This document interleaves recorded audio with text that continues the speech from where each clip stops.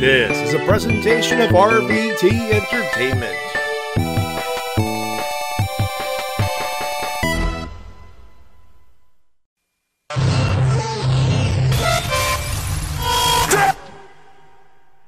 This isn't about the dead, it's about the living. It's about my mother. It's about my sister. It's about my wife. It's about the 14 years it took me to go from undesirable to ungoddamn deniable.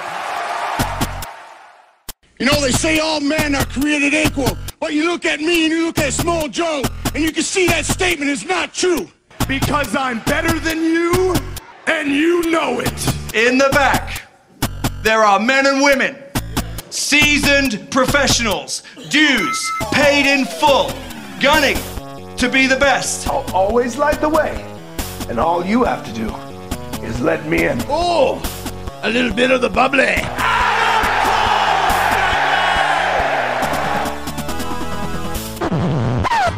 The cream of the crop! Nobody does it better. Hey, hello, ladies and gentlemen, and welcome to the Wrestle Cast, presented by RVT Entertainment on the Automatic.com, Spotify, YouTube, and wherever else we find this fine audio recording it live on RVT Entertainment's official Twitch.tv channel, where we talk about professional wrestling, both in the mainstream and the independent scene. My name is Matty J. What the fuck kind of week was this? Holy crap, did we just blow all our good wrestling karma in one fucking week? My name's Matty J, that is TWK. Hello, ladies and gentlemen! And know me better, man! And Shintigercurl. Hero. Hey, everybody, it's Minoru Suzuki. I am not Minoru Suzuki, even though he is the king. I am Yuya Yamura. No. You're not. You're not Yuya Yamura. No. Yes, Not buying that for 1/2 second. Yes, I am. I am Yuya Yamura. I am young lion. See, I get beat up by Minoru Suzuki. I have no personality, and I am stupid. See my stupid face. Okay, look, if it was anyone else, we believe you, but no. Half the Smirnoff is gone. It's Minoru Suzuki. Ah, I fooled you. You thought it was Yuya Yamura, the young lion, but in reality, it was me. Rip. The Gambler. What the fuck? Yes, the Gambler. Even I don't know what my gimmick was. I don't Well, know. welcome to the What Wrestle Cast. Jesus. One of those weeks, I guess. How you guys doing? Like, this was a week. Like, I'm Canadian, and I'm looking at everything that's going on. And I'm like, how we doing on pants? Lots of cum and shit in them. Makes sense, makes sense. All right, here's what we're doing this week, folks. I'm not going to waste... Oh, God, that was a bad transition. That was bad. Anyway. Okay. Forge ahead, Matty. Forge ahead. That was a weird transition. That was a weird cutaway. Whatever. We got a show as per usual. Wrestle Kingdom. It happened. 2 nights. Stuff happened. Matches happened. We will discuss them as we want to, but as we are to want to, I should say. But yeah. Usually it's just Wrestle Kingdom and then the rest of the shit on the third segment. But with everything that's happened, we got to keep it. We got to split this into like all the stuff, all the on-screen wrestling stuff that happened on one segment, and then the rest of the news and aftermath stuff, and just a plain old post-mortem in our third segment, or in our last segment of the night. Because it's not often that Wrestle Kingdom gets topped on the headlines. It's not often. But God damn it, if there was a week to give Wrestle Kingdom a push off the front pages, WWE tried and tripped over its dick again. Impact had a good show, but they got and NXT had a damn good show with New Year's Evil. And then AEW happened. And then, well, and then the Bullet Club happened. Not the former show itself in Japan. The actual Biz Cliz. You know, the Biz Cliz that we know and love. That happened on Wednesday. Just take a setup. The end of the excellent match between Kenny Omega and Rey Fenix. It went. It was awesome. And Don Callis opened his mouth and, well, they said, hey, we can do whatever you want, so let's beat up Rey Fenix. And we joined if that's the context of the clip. As for the rest of it, I will let it speak for itself. Cut his mic off, for God's sake. Get him up! Get him Let's out of here. finish him off! No mercy. Let's finish him off! Let's finish him off! This is just tipped up. Go! Right to the stomach. No. John Moxley using that barbed wire bat. Don Callis hit the hills after that. The boogeyman has appeared. Good thing Callis is wearing darks. No. Yes. No. Do you know how much it would hurt to take a barbed wire bat to the breadbasket after the match Kenny Omega just had? And Moxley looking to exact his revenge on Kenny Omega. What do we got here? The Good Brothers! Oh my God, it's Gallows and Anderson! Gallows and Anderson! Gallows and Anderson! Gallows and Anderson are here! They don't even work here! What is this, an Impact trap? The Impact Tag Team Champions just invaded Daly's place! And they are attacking John Moxley. What the hell? Get those goons out of there! The Don Callis doesn't work here! Gallows and Anderson don't work here! Do we not have any security? What is going on? They're taking over the show, these guys. And they've got Moxley up. No, not the... You know the Magic Killer, come on! It's the Magic Killer! Anderson and Gallows looking like $1 million tag team champions of Impact Wrestling. Don Callis, obviously their puppet master, hugging Kenny Omega. He's your champion, Savani. Our champion, Jericho. That's right. Yeah. Moxley. Moxley fighting back. He's outnumbered. You better cut Moxley's head off like a snake. He's going to keep coming back. He is outnumbered and outgunned here. They're the Carnage Garrison, Pillman, all these unnamed guys. Finally! Come on! Young Bucks. Well, look at this. They're trying to talk reason. Hold on a second. This is the first time these five have been in the same ring together in years. After terrorizing New Japan Pro Wrestling, they're all back together again. The Bucks pleading with Gallows and Anderson. Where do they stand? Yeah, look at Callis trying to be a shield in front of Kenny. Matt Jackson just super kicked Griff Garrison. As Gallows hit Pillman with the title. Are they on the same page here? Are we seeing the band get back together? It certainly looks that way. It looks like what it looks like is Matt and Nick have no idea what's going on. There's a lot of underlying stories involving this whole image. This is huge. Look at this. They're gonna do the sign. This is massive. Look at this. Unbelievable. They're doing the sign. They're doing that famous hand sign of the band. The band is together. Playing in the clubhouse of AEW Dynamite. They're asking the Bucks to join. The Bucks going. Come on. What the hell?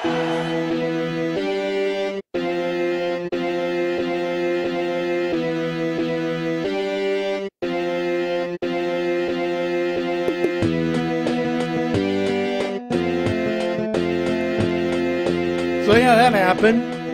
Gallows, Anderson, Young Bucks, Kenny Omega, and the invisible hand background going. Ar. We love you, Don. Don't mind us. We're just goofing. I got a gun and I don't know the words to the song. I got a human, I shot him with my gun.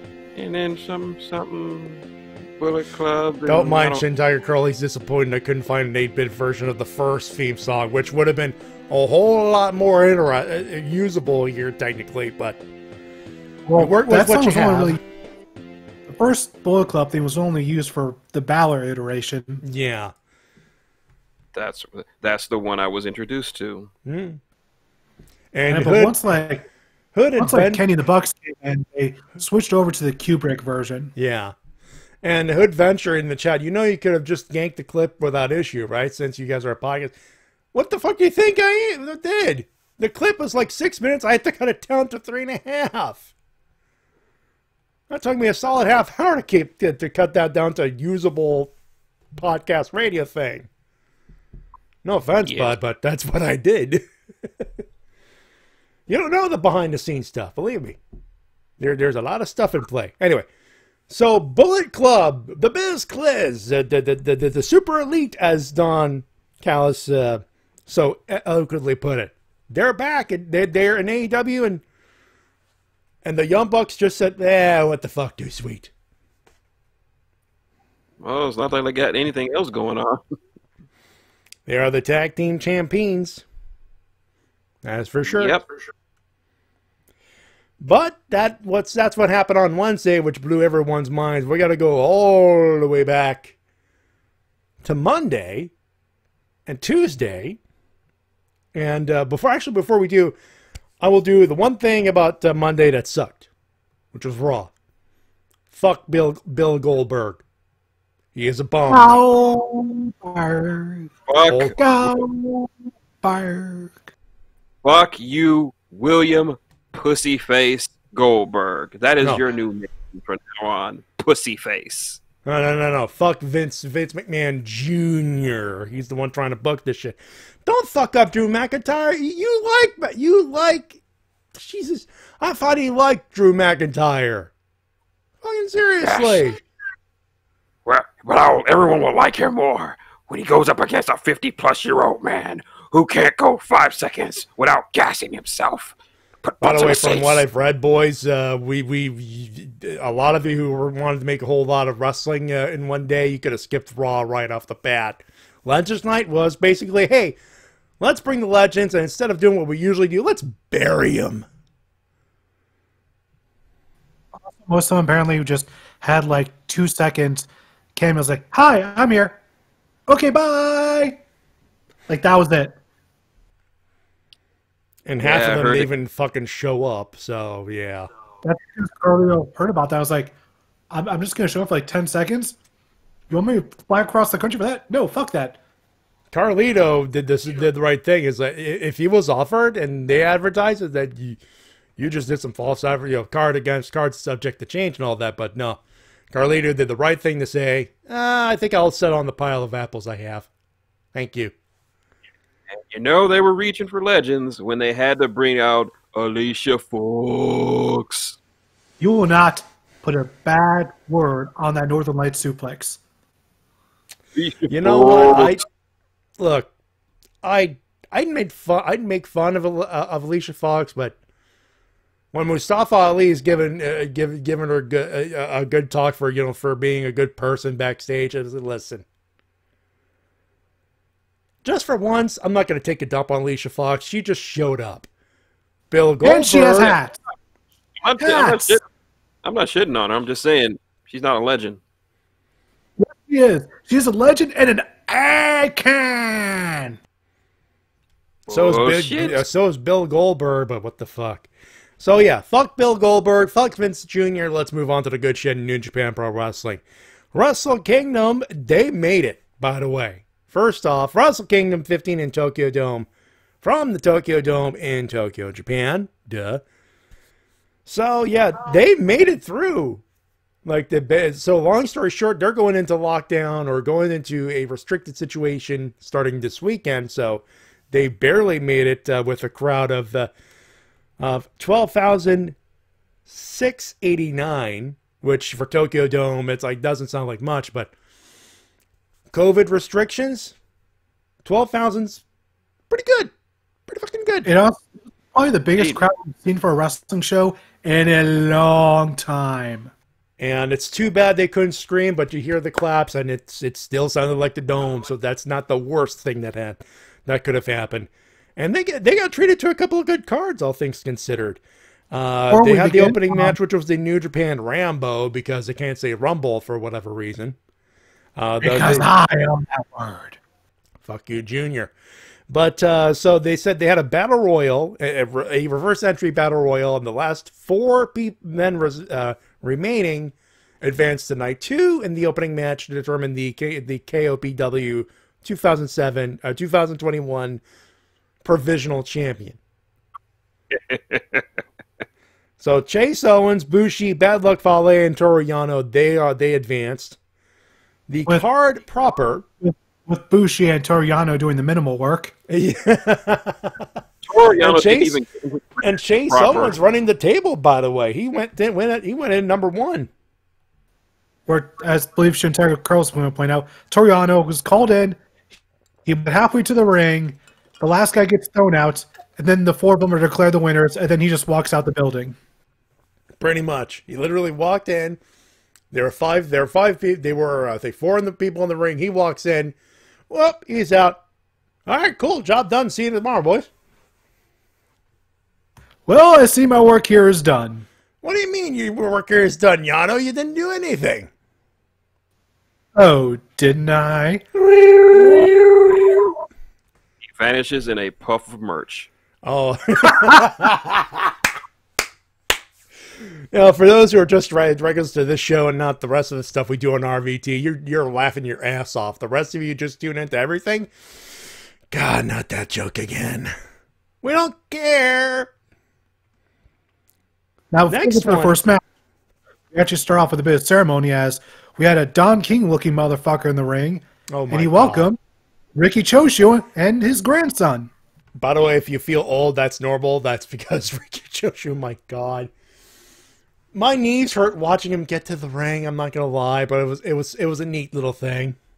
You don't know who that Don King looking guy is supposed to be? I have no fucking clue. Don Kingaru. Not helping, Shin. Can I just say the theme song to the Wrestle Kingdom was awesome. It was. Whoa, whoa, whoa! Something in your heart.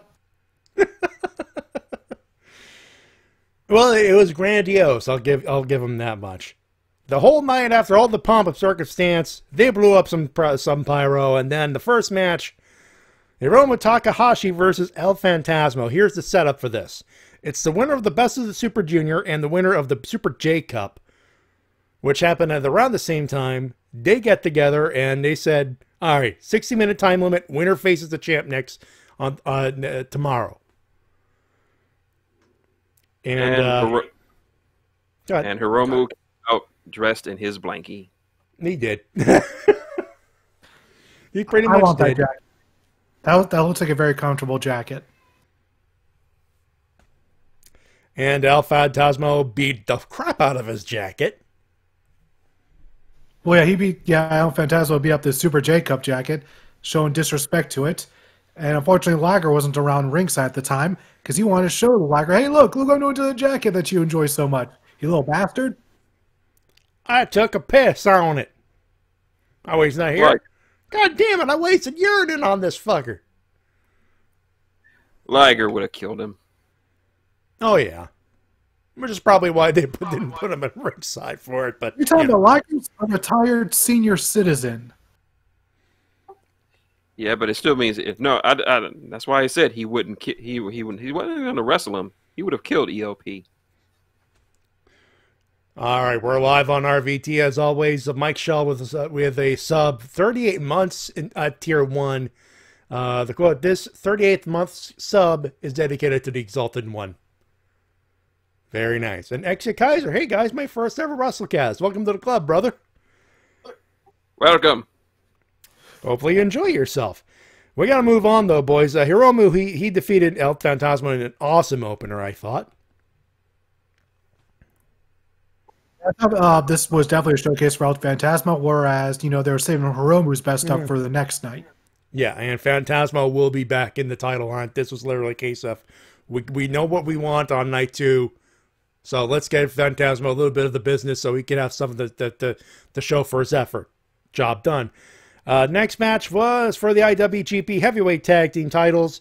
ZSJ versus the Dangerous Techers. So it's Zack Sabre Jr. and Tai Chi taking on God, Tonga Loa and Tama Tonga. New champs, God. So they broke that little curse.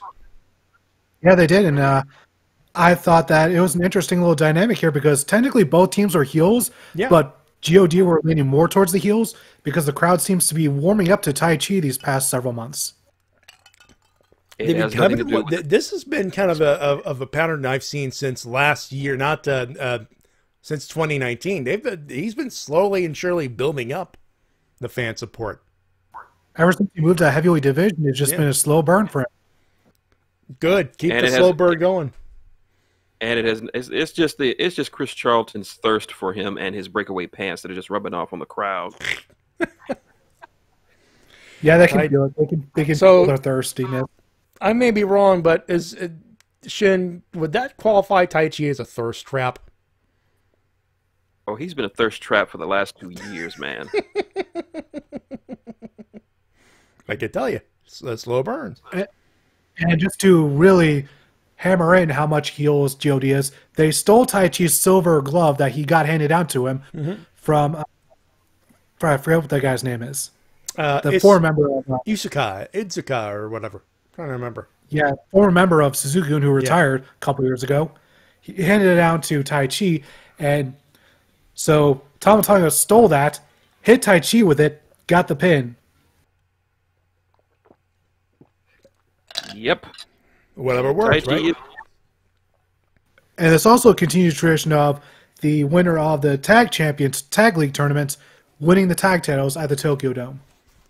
With God being on the good side of that stick for this time around. So that's awesome. Yep, for first time ever, they got to do it. That must have felt good. All right. Kanta versus Satoshi Kojima. This was for the number one contendership contract for the U.S. title. This was preceded by a message by that's our boy Jon Moxley, cutting a promo from the Los Angeles New Japan studio. So I assume that within the next month or so, after winning the match, Kenta's going to be facing Moxley in that said studio. For the U.S. title. Makes sense. Eventually. Or because the Bullet Club reunion happened on AEW, perhaps, right when it seems like Moxley's getting the upper hand on them, who comes out to attack him from behind? The challenger, Kenta. There are many ways that this could go. I think I speak for the three of us here. I think we're open to practically anything to get this match going. Yep, waiting for this match for months now, ever since Kenta won that briefcase several months ago. For those wondering, Kenta retained the briefcase. It was supposed to be Juice Robinson, but he broke. I think it was his orbital bone. That sounds painful. Yeah, he's out. Wow. Yeah, that sucks. But hey, Kojima's no slouch here. No. He provided gainful opposition. This was a nice little filler match for what it was. Nice. It was a nice singles match for Kojima, and it was a showcase for Kenta. So it did all good. Thumbs up there. Yeah, Kenta got a clean win with it. Go to sleep. Yeah. Tanahashi, he was next. He took on Great Okan in a special singles match. Tanahashi won naturally, but Great Okan, man, I think that was his best match so far. This is the first time I got to see him with any sort of length, and I will say one thing: great entrance. Yeah, his entrance is intimidating and very creepy. Apparently, his nickname is the Zombie Maker. That's interesting. And as a wrestler, not too shabby. For his first time seeing him, not too bad. I think the future could be bright for him, but we'll have to wait and see on that. Interesting having, honestly, one thing I wasn't expecting is to see the Empire go 0-3. That was odd. That was odd considering what they're trying to do with it, but at the same time, I think this is a case of like this is Wrestle Kingdom. We don't know how many chances, and they knew they're having the restrictions put back in, which means no wrestling for a while. I get the feeling the booking went to the side of let's just give people some happy endings. I suppose so. Let's give people who love Tanahashi a feel good moment, while also giving Great-O-Khan one of his best matches, singles or otherwise, on the card. Mission done, I think. And also with the rest of the card, because the rest of the card could have gone very differently. I think. I suppose it could have.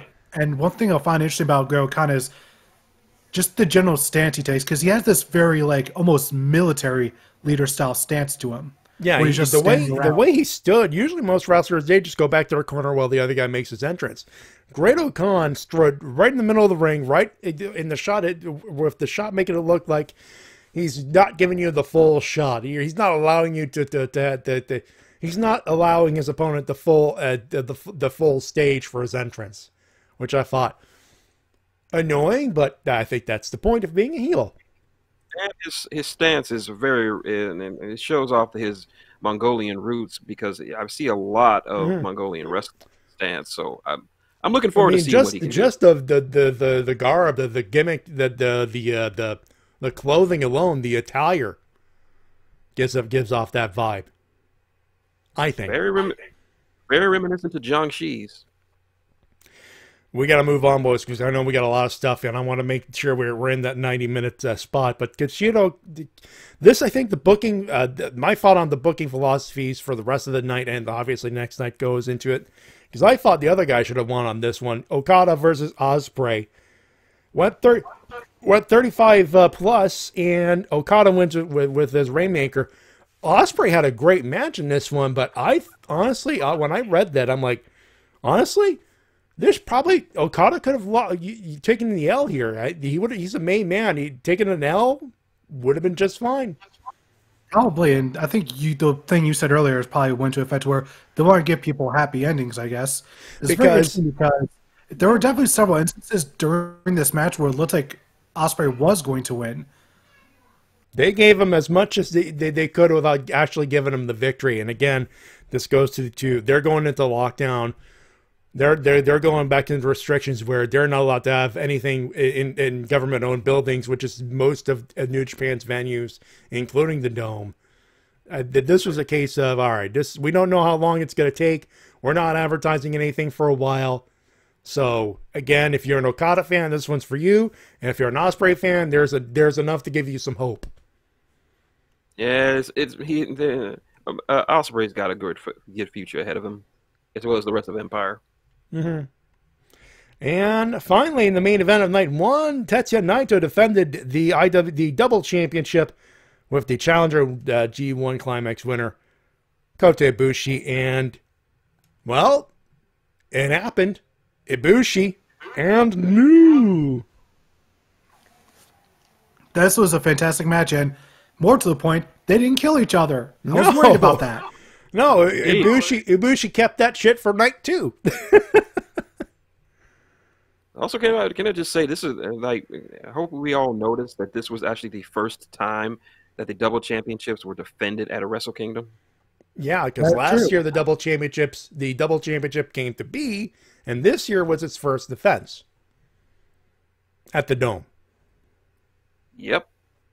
I just wonder how long they're going to keep the double titles around, because, Naito, when he was double champion, in a lot of his interviews was wondering, okay, are we going to unify this? Because if so, I think we should make a new belt. And if not, then I believe these belts should be defended separately. Yeah, here's how I see it. And Enigma brought it up on our buddy, the Enigma here. Old RVT buddy, I should say. He brought it up on the on Twitter when we were just, I think this was during the AEW talk. And he said, would you unify it, and would it be a new belt? What do you think? I said, well, unify the championships, fine. But keep the classic belt that you have, like the IWGP Heavyweight title. Don't change it. Like, if you have to unify it, retire the IC title, because here's the thing. The IC title was created for pretty much the same purpose the US title was created for. Literally. Like, the IC title was created for the expansion, for what was then a failed expansion into the United States. You have to remember, the first champion for the IC title for IWGP was MVP. Case in point. Yep. So, here's what I say. Unify? Yes. New belt? No. Especially when you just got the new belt with, like, because the belt they had before the G1 Supercard was beat up. Like, the grommets were gone. It was tarnished. It was ready to retire. They brought up a new, like, they got a brand new, shiny, cleaned up version of that belt. And they just got it. Like, why would you change it now? I wouldn't. It's a classy looking belt. One of the last classy looking things out there outside of the AEW title. And I was just glad that Ibushi got his time to shine after the main event. You know, Jay White did come out to cut a promo, but afterwards, Ibushi just celebrated all around the place, really. Yeah. Jay White said, see you tomorrow. I said, then they let him have his fun. That was cool. And night 2 happened. I know we want to talk more, but we have to move on, boys. I know. Night 2 happened. Basically, same thing. The attendance for night 2 was 7,801. And they had some matches that did not show up on the New Japan World feed. The first 2 matches were Stardom exhibition matches. That were once again dark matches that will never be aired ever. Because TV issues, unfortunately. What we got to see was the opening. For the King of Pro Wrestling 2021 4-way match. It was Bushi, Yano, Chase Owens, and Bad Luck Fale. And guess who won, folks? Yano Daru! Huh? Yep. Shrug. How did I'm sorry, guys. How did Yano win? My stream cut out. I know it cut off. Like, it was literally. You know, it's weird. It went black. I think what happened was the same thing Kevin Kelly happened. Everything worked, but the monitor cut out. I think on us it was just black for 2 seconds and then roll up. Yeah. So most of this match was just Owens and Balak Fale beating the shit out of Yano and Bushi up until the end, where they actually started arguing about who was going to get the pinfall. But first, I should talk about how the match started. So neither Bushi nor Yano wanted to get in the ring. Yeah. So Fale pokes Owens with a 2-sweet, goes to pin him for the finger poke of doom. Yeah. Bushi and Yano weren't having none of that. I love that. I love that. I should hate it, but I love it. Of course, at the end, they started arguing with each other over who's going to pin Bushi. And then out came to Yano. Everyone's screen goes black. Yano pins Bushi. 1, 2, 3. And for some reason, someone's holding their crotch. So I'm assuming there was a low blow. Chris Charlton didn't screen stayed good, but unfortunately, the screen the screen between him and the ring, it was all messy and disgusting. He couldn't really see in the ring. And I think Rocky got something in his eye at that moment. I don't know what it is, but so I got distracted by popcorn. That's what happened. That's at least on my end. But rumor has it there was a kicking in the ding ding or a punching in the ding ding. I don't know. No. Rumor. It's a rumor. It's a rumor. It's a rumor. Nothing but rumor and innuendo. Hey, I'm only saying what I'm reading. It was a rumor. That's all it is. You're supposed to be a professional. You're not supposed to be spreading these rumors, especially about a stand-up guy like Yano. Hey, everyone was supporting that fucking rumor. And it was backed up by corroborations. Who? Like you're going to trust Fale and Chase Owens, please. I don't trust Fale and Chase Owens. I'm just going on the internet. And when the Wrestling Observer says there may have been a low blow, and like I said, allegedly, just to make sure people know. Okay, we don't think it happened, but if we didn't say there's gonna be that one person. But what about that low blow? It's like, listen, it may or may not have happened. We don't know. Our shit broke for 2 seconds. Well, speaking of people shipbreaking, Suzuki-gun was in the next match. Oh, yeah.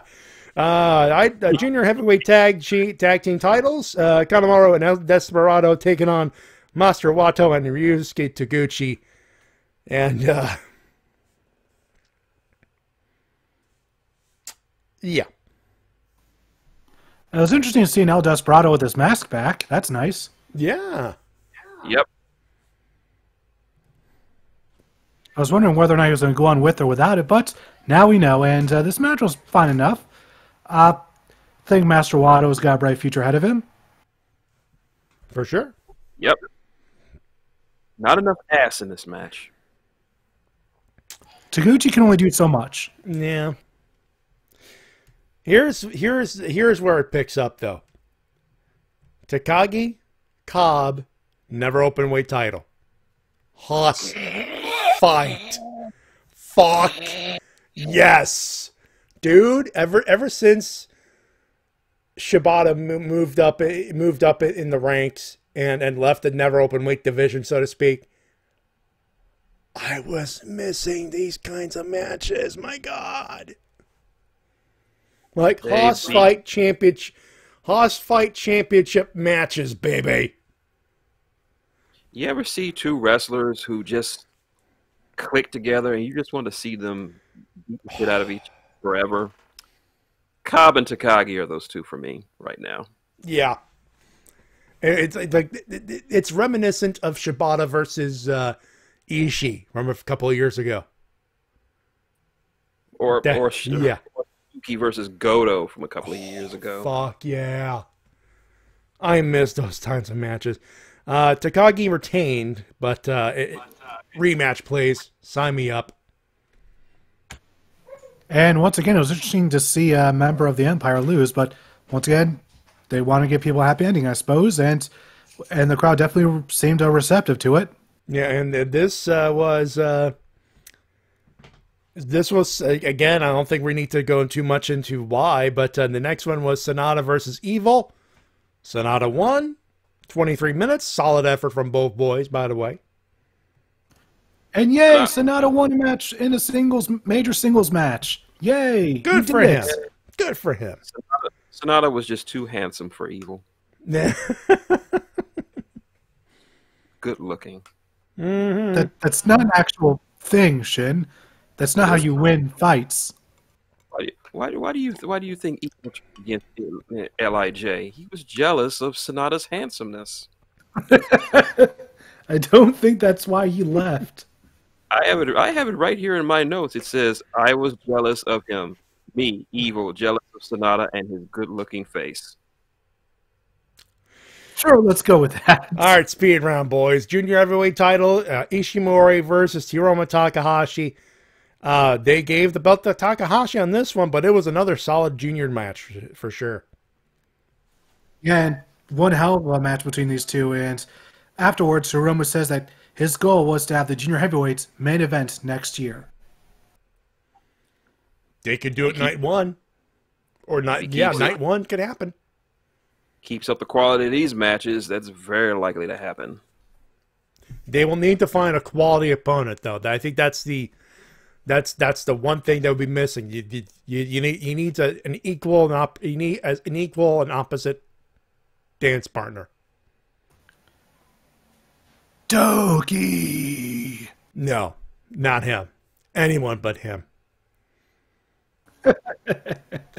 And in the main event, last match of the night of the weekend, heavyweight and IWGP Intercontinental Double Championship, Ibushi versus Jay White, the challenger and the double challenger, right to challenger holder. Basically, he took the contract from Ibushi. They went 48-45, and this was divisive. A lot of people agreed that this was a good match, but went too long. I personally thought, a lot of people saying it went 10 minutes too long. I felt, maybe trim about 5 minutes if that probably would have worked it. You know, I think 10 minutes is a little exaggerating. Still a great match, and yeah, they tried to kill each other. Just a little bit. Just a tad. Just a little bit. Just a tad. You only keep Kota Ibushi caged up for so long. Eventually, he's going to do some insane shit. Especially if it's the main event at the Dome. Yep. At least they're not going to get banned from this building? Yeah. That's very true. They didn't fuck up any furniture. Or half of the building's walls. So, you know, there's progress. There's progress. There's progress. Ibushi retains, and this, again, I don't think we're going to go too much into the details. I think it was a good match. I don't know about you guys. I loved it. I absolutely loved this match, especially the last 15 minutes. Yeah, 15 minutes. Trim about 5 minutes of fat.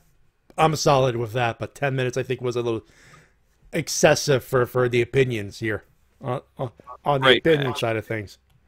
And of course, 4 matches of these shows, 1 5 stars or more from Dave Meltzer. Papa Dave. Yep. Those matches being, of course, the 4 main event matches from Wrestle Kingdom. And in my opinion, Jay White's best match. Yeah, this is an absolute star-making match. And my favorite part about the ending is Kevin Kelly putting over Jay White so hardcore, saying, if you think that he's never going to be heavyweight champion again, you're out of your mind. This kid has a bright future ahead of him, and he will hold that gold once more. He will.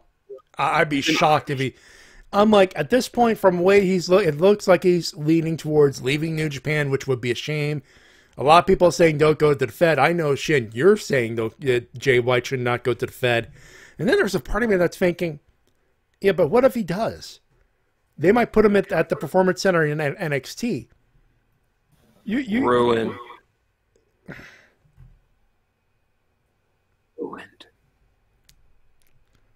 See, that only happens if he goes to the main roster. There's a part of me that says, all that talent, and it's getting polished by William Regal, Shawn Michaels, Triple H. There's a lot of people that could actually help him. And there are some matches in NXT that could freaking blow the roof off the place. Yeah, but then Vince will see that he's from New Zealand and make him dress up as a duck-billed platypus. That happens, oh, believe me, I will tell Vinnie Mac that he fucked up Jay White. I'm just saying from a on-paper standpoint. We can make him a bushwhacker. On paper, where does he land?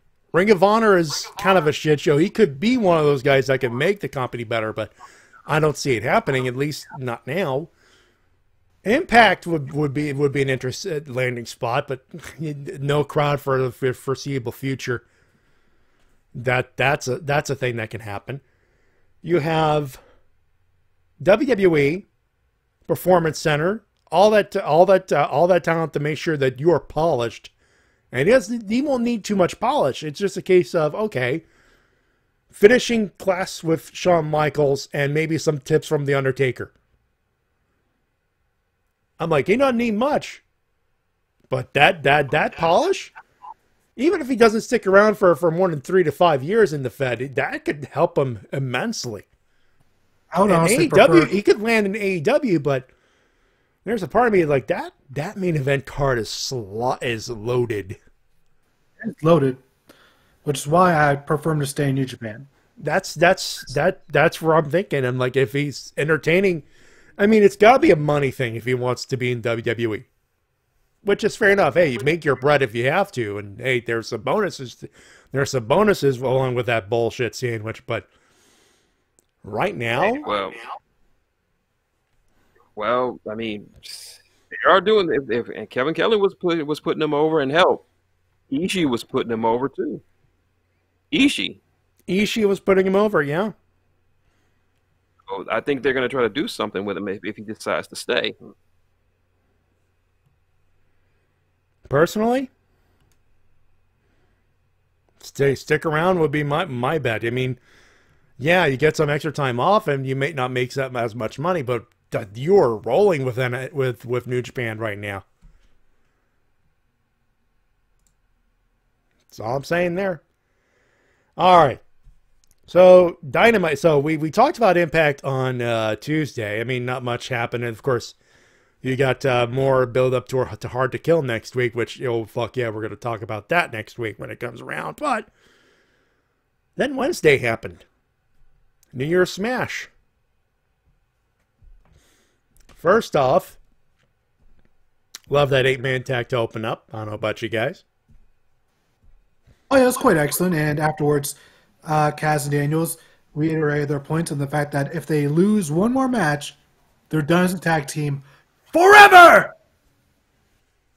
Hey, if they're done as a tag team, does that mean they get to go into the Ego Hall of Fame? Yes! Well, no, they can't because Bobby Roode is stuck in E-Land. Yeah. Yeah, but they can still go in the Ego Hall of Fame. You need all 3 members.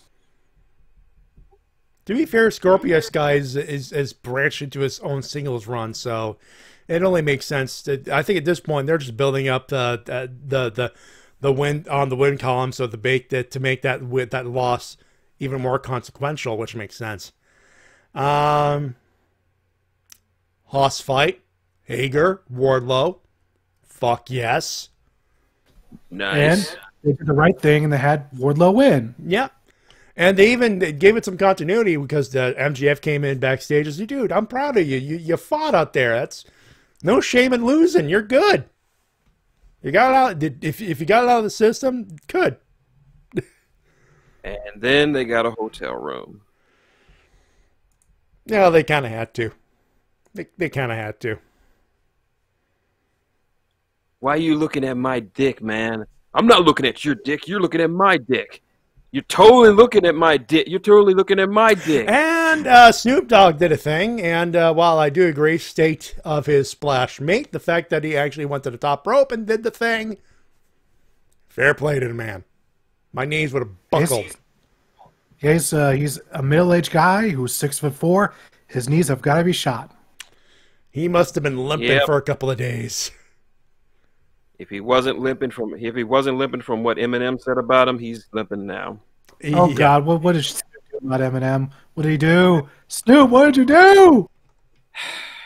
He just said some really disingenuous things about Eminem and his career and his impact in hip hop. Oh no! Listen, Eminem might not be doing good music-wise, but he can still bury people. You're talking about doing good music-wise. He's still dropping albums. I know, but they haven't been getting exactly rave critical reviews.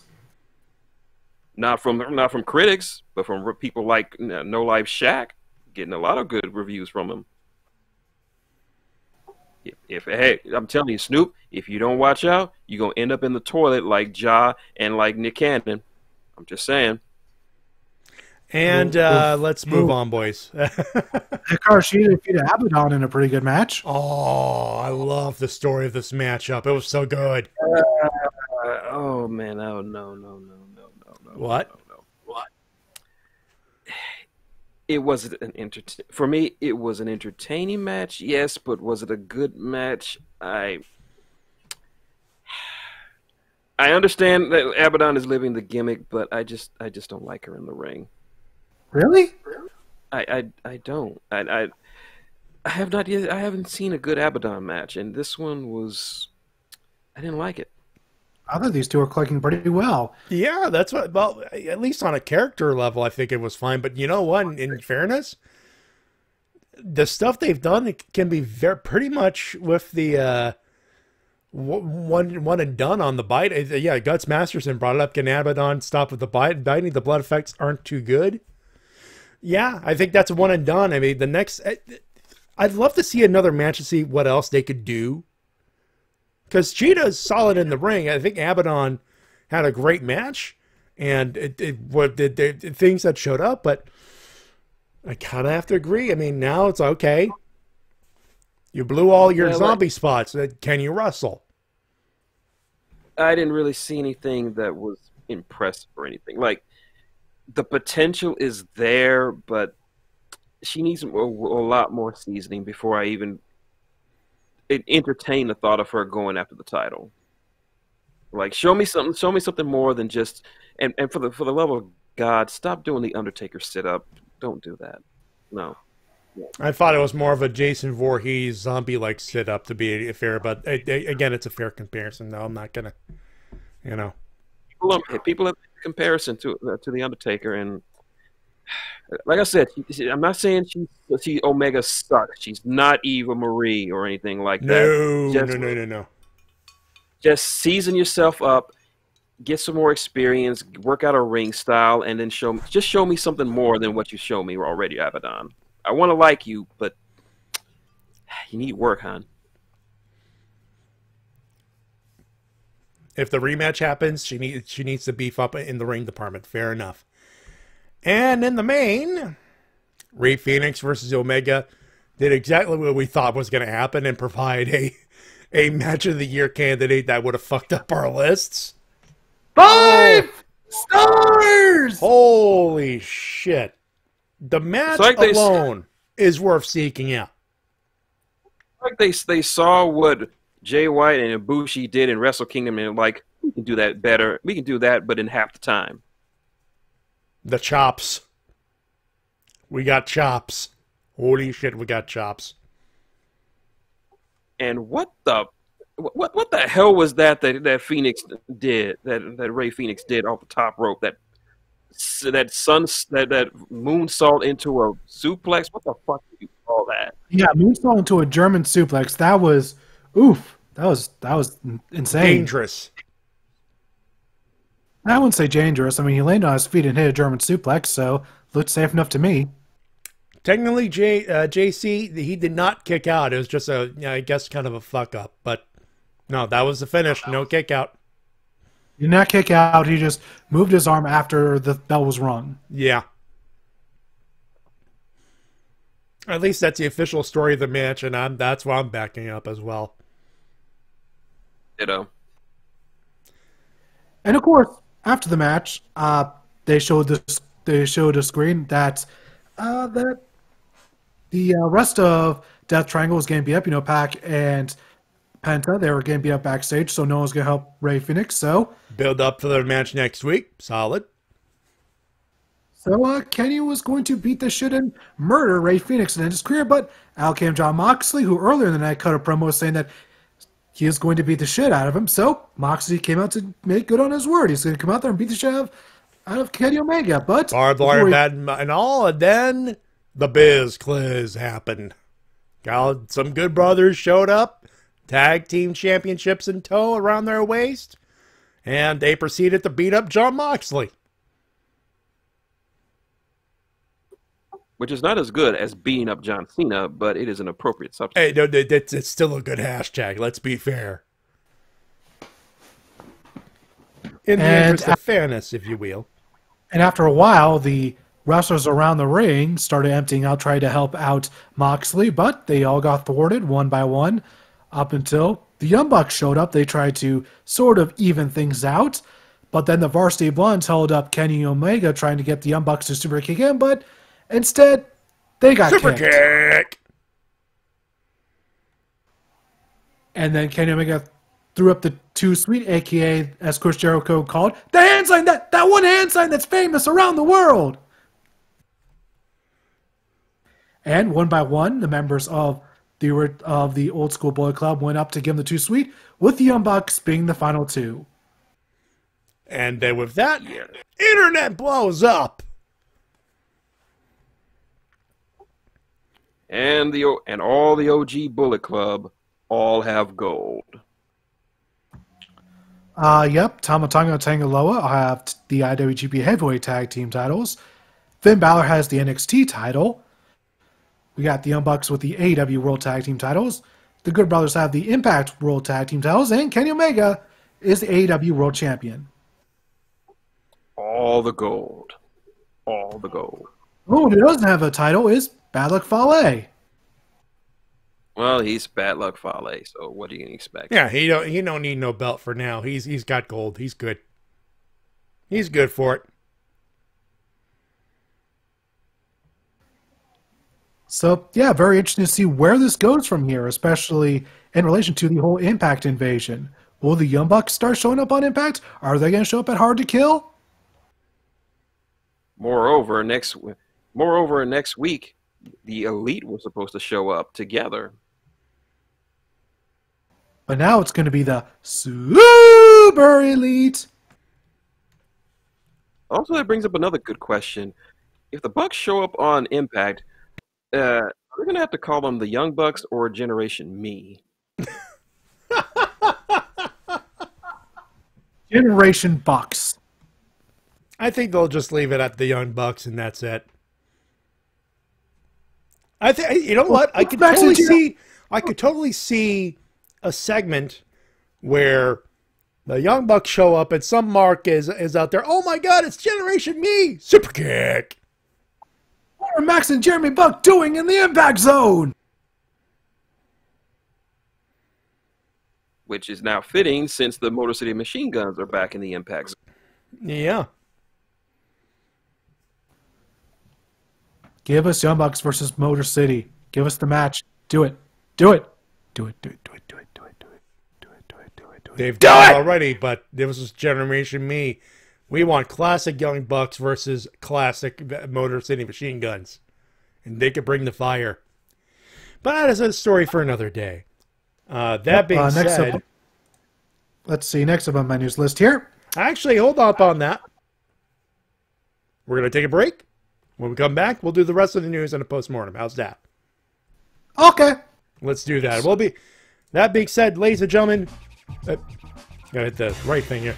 We shall return, ladies and gentlemen, with the rest of the news. And just some debriefing, some breathing, and our winners and losers. When we come back, do not go away, folks.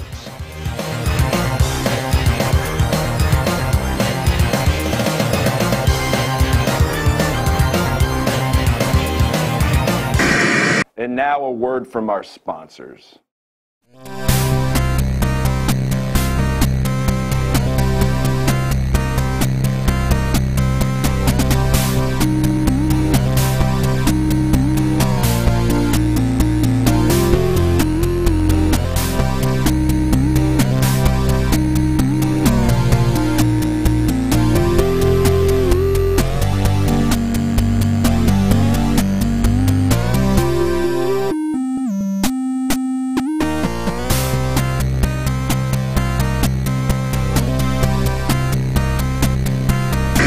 Promotional consideration paid for by the following. The Rock can't believe this little Rudy Pucciabroni has stolen all The Rock's signature moves. He walks like The Rock. He talks like The Rock. He's got the rock bottom, the people's elbow, the people's eyebrow. That's gimmick infringement. That ain't right. He's even got the millions and the millions of The Rock's fans playing this video game. The Rock, know your role and shut your mouth.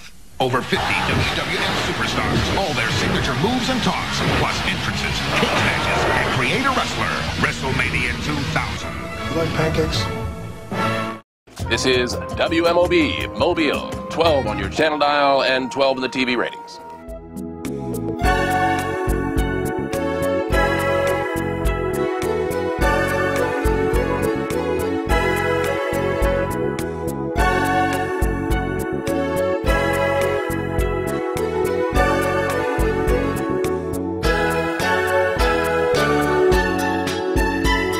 And we're back here on the Wrestle Cast RVT Entertainment. Automatic, Spotify, YouTube, wherever else you find us fine on recording. We're live on Twitch. Matty, T-Dub, and the man in the straw hat with you as always. Sorry for cutting you off, T-Dub, but I know you wanted to get to the news, but we got a whole other third segment to fill, or a second segment, I guess you could say. You were saying, let's read the news. Let's talk about what's up. All right, first off, it seems that AEW might be leaving Daly's place for at least the month of February. Yeah, but this was brought up, I think, last week. I believe they're heading down to Miami for a couple of tapings. A lot of it is just to be in a warmer spot. Jacksonville is cold.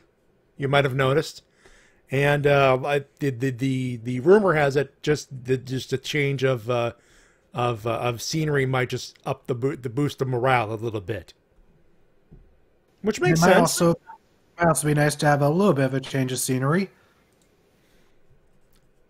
Just wondering if the place they go to will be one of those that would allow fans, or would they have to go full cold turkey back to an empty arena again? Which would be awkward if they did, to be fair. I don't know if they want to do that now, but we'll see. We'll see. Logistically, I mean, it's a different arena. Might be good for the crew. Just a warmer spot for up until like mid-March, April, something like that. Makes sense to me. We also got a video game update with Kenny Omega and Kip Sabian. And two major updates are the fact that it looks like it will be released within the next 1 to 2 years. And it's not a simulation. It's not an arcade game. It's going to be sort of something in the middle. They want to bring the best of both worlds, which kind of makes sense. That's kind of what No Mercy, WrestleMania 2000, the THQ hockey games were. Part simulation, part arcade. Indeed. Oh, did anyone else watch New Legacy Inc.'s playthrough of No Mercy as Big Pants? No. Big Pants. And his epic feud with Chris Benoit. Oh, God. Thank you. I'm glad at least someone else watched it. No one else seemed to. Triple H is scared of Big Pants. They take all that stuff out of the video game. Why? Like, those don't know what I'm talking about. This group who plays video games online, New Legacy Inc., somehow found and were able to patch in deleted storyline for WWF No Mercy, where you take a created wrestler from the Game Boy Color, put it into the N64 No Mercy, and play through an exclusive storyline. And it is fucking bonkers. It is. I've seen footage of it, not from the New Legacy, but someone put it up. Wow. We're not going to spoil anything on this show. This is one of those things you need to see for yourself to believe. Like, just the conversations between, like, Stephanie, Triple H, and Shane McMahon, it's like, what the fuck is happening? Oh no. It's not Triple H. It's HHH. Oh, man. Mm-hmm. And, of course, Taka. Yes. I want you to beat up Taka. Can you do that, Taka? Yes. You understand any word I'm saying? Yes. Yes. Slag. Oh, fucking hell. Alright, so next, we're waiting to see what would happen with this situation for months and months, and it's now official. Marty Scurll is out of Ring of Honor. So this is pretty much a follow-up from the Speaking Out movement. Ring of Honor had said they were going into an investigation, and for months, nothing had happened. Until last week, Ring of Honor released a statement saying that Scurll and Ring of Honor mutually parted ways, and that's all we know. I can only speculate that a big part of it is the Speaking Out movement, but I guess Ring of Honor wants to go in a different creative position and wanted to save some fucking money.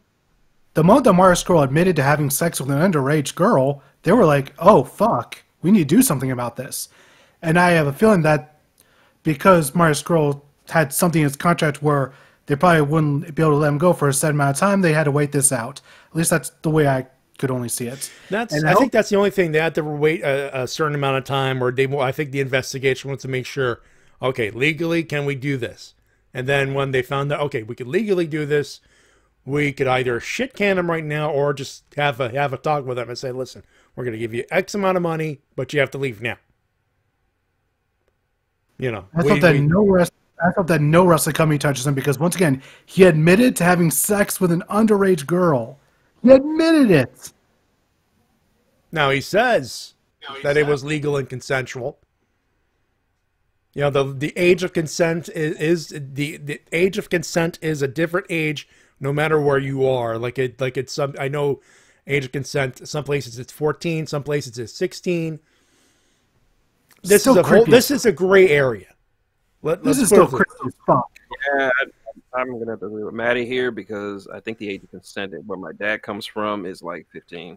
Yeah, some places it's 14. There are some countries where it's 13, for God's sake. So you know what? Well, I do agree that it is weird and it's very much fucked up.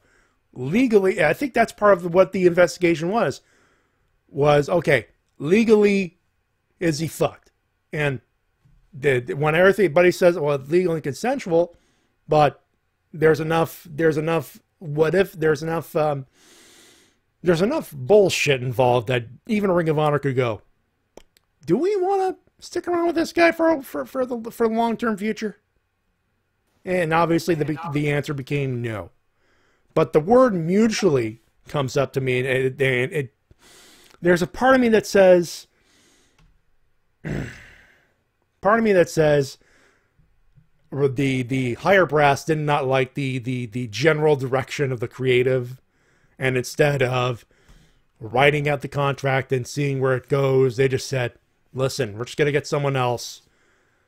We'll buy out the contract, or this isn't working out. And I guess both parties agreed. This is speculation on my end. This is only speculation. We can only really speculate as to the back dealings of things, because this stuff has yet to be made public. So we'll have to wait and see that. All I know is that I just hope he doesn't actually go anywhere, because this just so goddamn creepy now. And this is coming from someone who... It's creepy, but here's the thing. WWE might pick him up and say, well, it was legal age of consent. There's no legal leg to stand on. I don't think AEW will pick him up because betrayal. And obviously that popped up. But again, it's a gray area. And we could accuse him, but legal age of consent comes into play. If where the act happens at 16 is the legal age of consent and both parties were consensual, done deal. That's it. It's not right, but legally, what can we do? There's not much to, other than just try to blackball him and make our voices heard. There's not much to do here. This is still a talent. And there will be a company that will capitalize on that talent. Hey, it's ugly, but dude, we are talking about a business that had JBL soap people, for God's sakes. Hey, if people can still listen to Jerry Lee Lewis music, anything can happen. Yeah, Jerry Lee Lewis said that's a different can of worms. But T-Dub, speaking of can of worms, I got another bit of can of worms that were open this week. Mm-hmm. Guess who's horny on Maine for Stephanie McMahon? What? Get up, get up, get up, get the table, get up, get up. Demon's got the... Wait a minute, what? Yeah, Devon Dudley did an interview this week for some show, and out of fucking nowhere, he just goes on and on about how much he's in love with Stephanie McMahon and how much he would love to marry her. Wait, Devon? Yes, Devon Dudley. What? Okay, first off, I'm sorry, Bully. I thought, okay, what did Bully Ray do now? But no, Devon?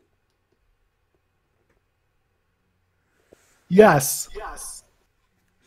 Okay, well, I blame him. Stephanie is really pretty, but go that far, goddamn. He was like, you know that's your boss, right?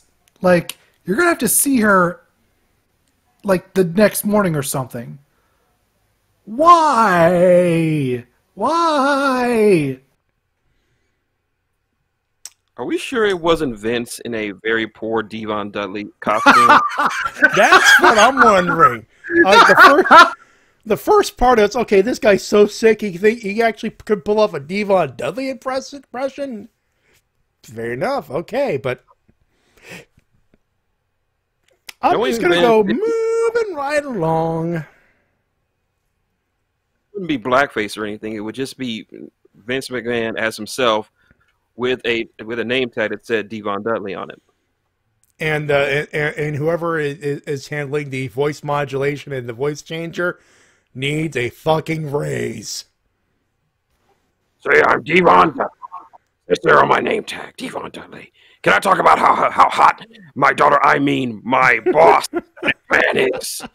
Sure like to plow her all night long. I posted the link in the chat just in case anyone listening doesn't believe me. There it is. There it is in the chat room, in the Twitch chat there. It's courtesy Sports Kita, and the headline is Beautiful Inside Out, Devon Dudley. Infatuation Stephanie McMahon. You could Google that if you will. I would have loved to have dated Stephanie McMahon. I'm infatuated with Stephanie McMahon. She is beautiful inside and out, funny, charismatic. Moving right along. Let's move on, please. Let's not. No. That's as far as I'm taking it. No thanks. No. No thank you. No more. No. Not after this week. No. No.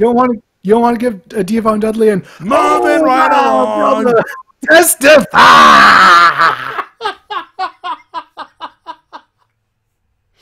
God damn it!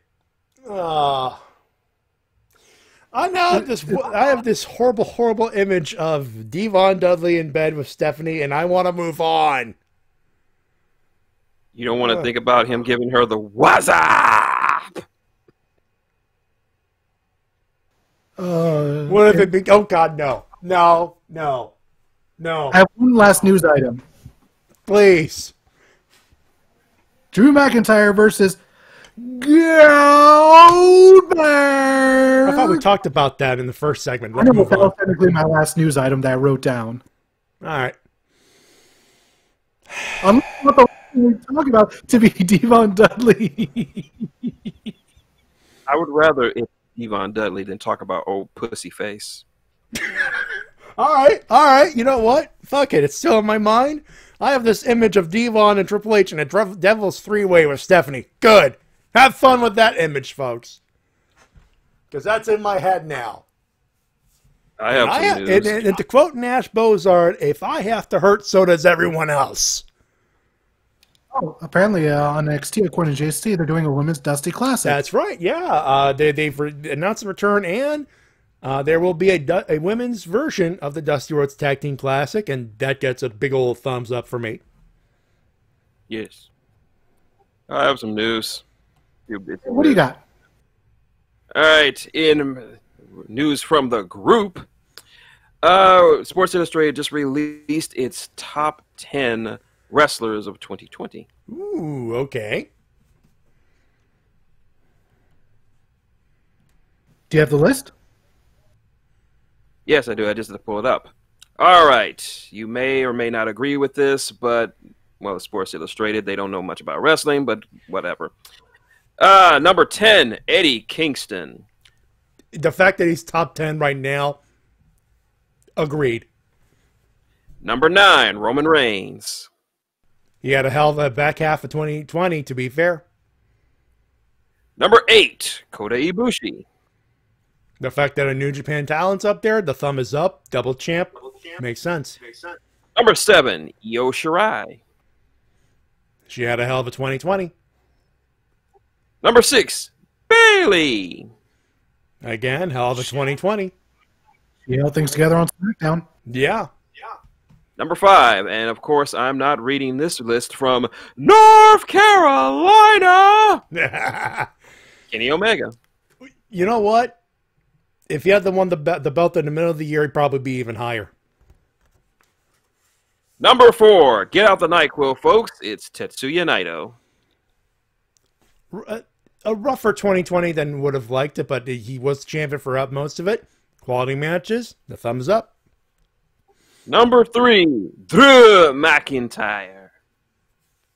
Again, bumpy road with the WWE belt, but champ since WrestleMania 2 times. Quality of work, I got no complaints here. Number 2, Jon Moxley. Wait, he's number 2? Yes, he is number 2. Okay, who's number 1? Sasha Banks. I could see that, I suppose. I wouldn't put her so, but huh. You know what? 10-3. I am like, you could put him. I mean, it's subjective, but I'm like, for the most part, it makes sense. Sasha number 1 over Jon Moxley. I mean, no, Sasha's had a good year, but as good as Jon Moxley, really? That's what I said. You might not agree with it. Look, I'll say Sasha belongs in top 5. I will not argue that point, but Moxley needs to be, that would have been better number 1. Yeah. Yeah, 2020 was really the year of Mox. Yeah. Yep.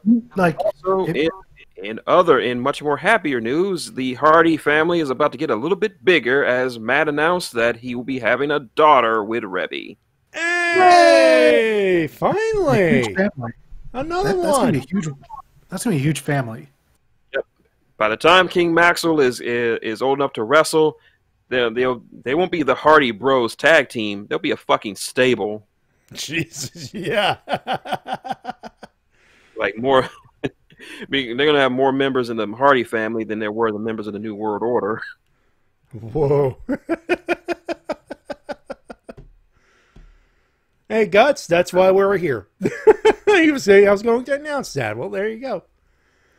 Also, apparently, from what I'm reading, Roman Reigns nixed plans for a debut for a up-and-coming NXT talent to debut on Friday Night SmackDown. And I've heard it was supposed to be our old buddy Punishment Martinez.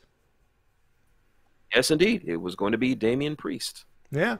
Hey, if they had gone through Damian Priest, part of the tribe, not a bad pick.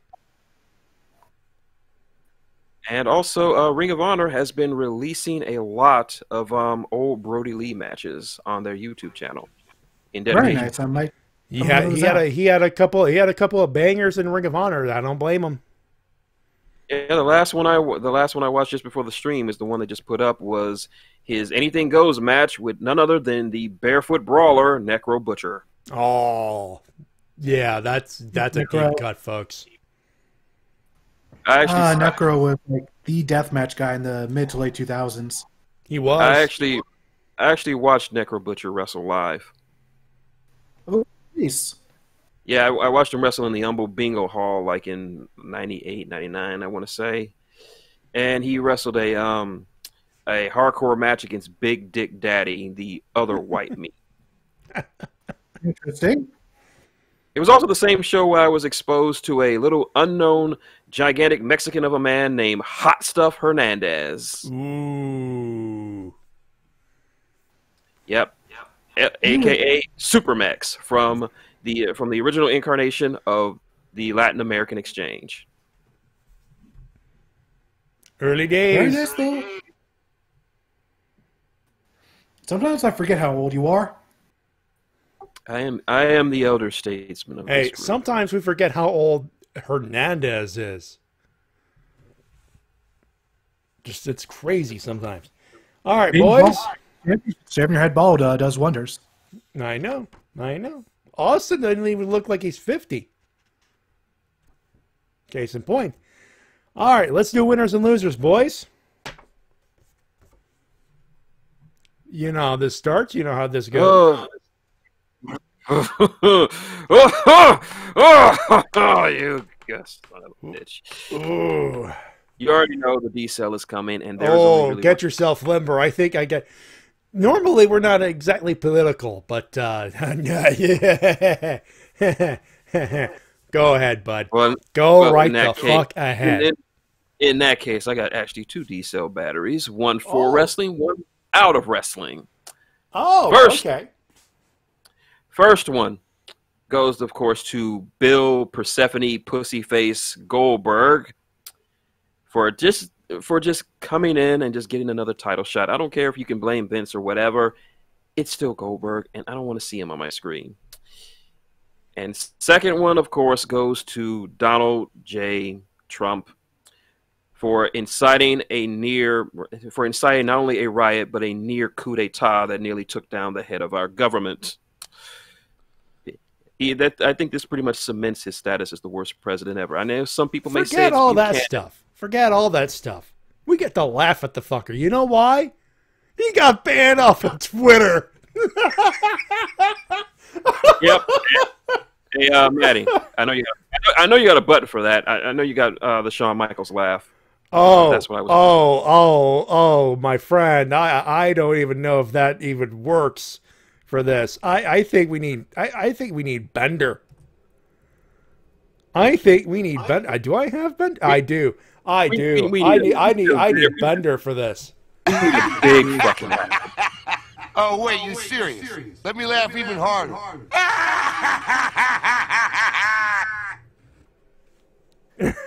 And yep. To Now Mr. Trump.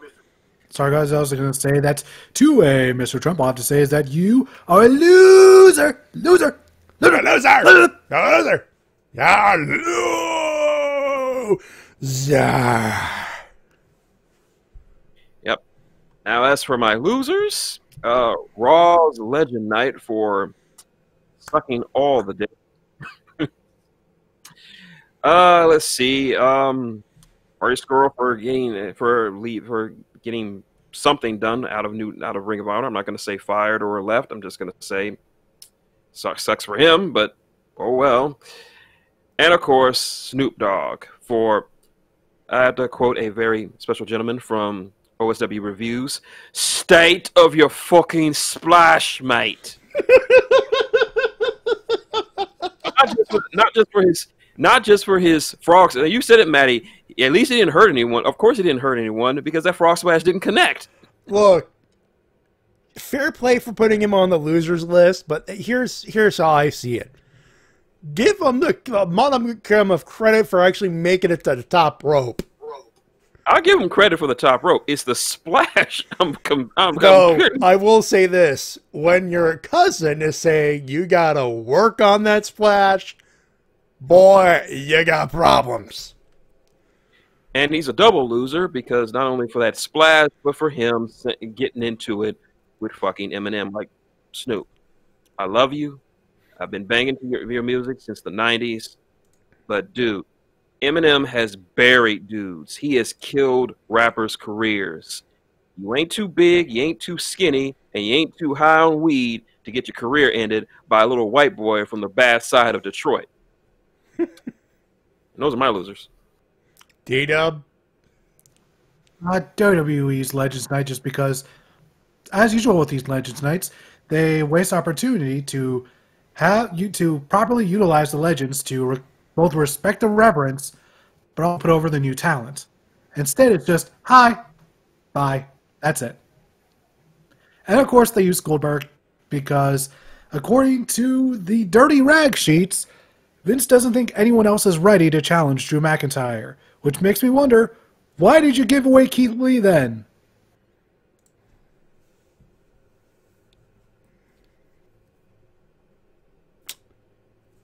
Me turn? Yes.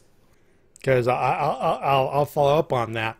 WWE's my loser this week because, you know, you could have just left the things alone. Get a few legends to get the ratings pop and just give us some good wrestling. You fucked up on giving us the good wrestling, except for the main event. That was a banger. Keith Lee versus Drew McIntyre. Fun for what it was. But when Mustafa Ali is pretty much shooting on the fact that, hey, those legends showed up and no one else is on the card, what the fuck? But here's the thing. This is Legends Night. And they didn't put over a legend. They didn't put over a legend. They didn't put over a main roster guy. No one got over except Vince McMahon's ego because he got a ratings pop. Fuck you, Junior. And how long will that ratings pop last? One night? Not Two even nights? one fucking week. They're going to be right back to under 2 mil. Let's do winners, boys. Oh, winners is so easy. New Japan for Wrestle Kingdom being awesome, and pretty much everyone on that show being awesome because awesome. Yeah. No extra superlatives needed. We know. And of course AEW for bringing back the original BlizzCliz. Yeah. Somebody too sweet me. Too sweet me. Too sweet me.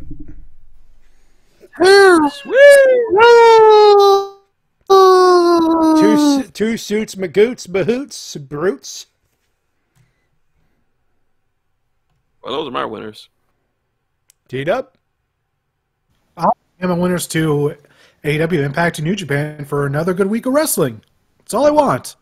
It's not that difficult. This isn't rocket science. Nope. Not at all.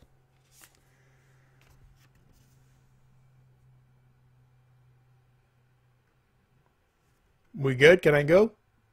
Yep, go ahead, Matty. All right. I thought you had more than that. New Japan for both nights of Wrestle Kingdom. Iffy booking here and there, but again, considering the short-term future, hey, better to leave on a high note. Fair enough. Wardlow versus Hager needs special mention because that was a hot fight and I fucking loved it.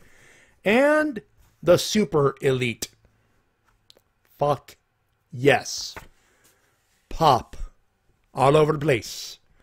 Big fat pop. Big fucking pop. That being said, boys, plug away. Shen, you start. You already know Maxicorn on YouTube, where for all the latest in Horde lore profiles, it's the only place on YouTube you will find it. I know, I checked. And also, stay tuned. I'm working on a new project called AGFF, also known as Actually Good Fan Fiction. It's where I try to dissuade the myth that all fan fiction is terribly written and always cringe, as I look through all of my favorite fanfics that you should give a look to that are well written, well done, and just all around good reading. I'm not sure when I'm going to put it out, but just be on the lookout for it. Remember, it's youtube.com/Maxicorn. Also follow me on Twitter, #Shintigercurl. Purchase my book, New World.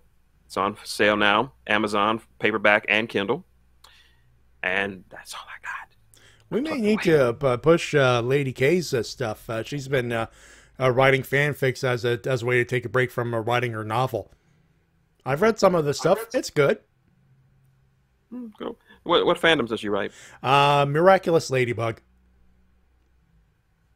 I am familiar, but I don't know it well enough. Fair enough. Hey, I'm just saying. That's all it is. T-Dub. Road work on a new video should be up on my Patreon by Sunday night at the latest. If you want to see that video a little early, patreon.com/TWK reviews. You can see my PayPal tip jar, paypal.me/MattyJ316. And if you want to buy Shintigercurl's book, New World, Greg Haynes, Amazon.com, both Kindle and paperback editions available. You can follow us on Twitter at MattyJ316, at TWK Official, and at Shintigercurl. And if you want to send us some questions, we didn't have time to do it this week, but Jesus Christ, I didn't think we were going to have time this week anyway. But every once in a while, we'll do a Q&A, and we will read those questions you send us via email, via WrestleCast@gmail.com, while we wait for the live crowd to send us some questions. That being said, we got a Discord. The link is in the Twitch description as well. But that's going to do it for now, ladies and gentlemen. We thank you very much for tuning in and saying hi to us for a little bit of a while. On behalf of my good buddy, Shintigercurl. I'm Devon Dudley. It's Stephanie McMahon so fucking hot. Oh, my brother. Testify. And my good buddy, TWK. Until next time, this TWK Review is telling you to work your gimmick. And I guess keep masturbating about Stephanie McMahon, I guess. My name's Matty J, reminding you to help professional wrestling support independent promotion as soon as possible. We shall talk to you next week. That was a hell of a first week, wasn't it? Have a good one, have a safe one, we'll talk to you next week. Bye, everybody, bye!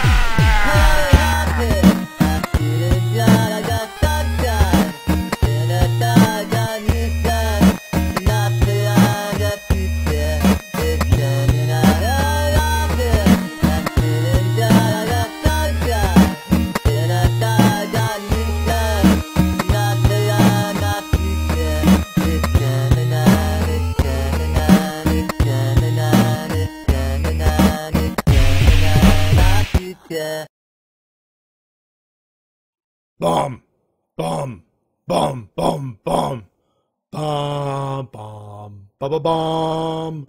Goldberg is a bum. What? You know I'm right.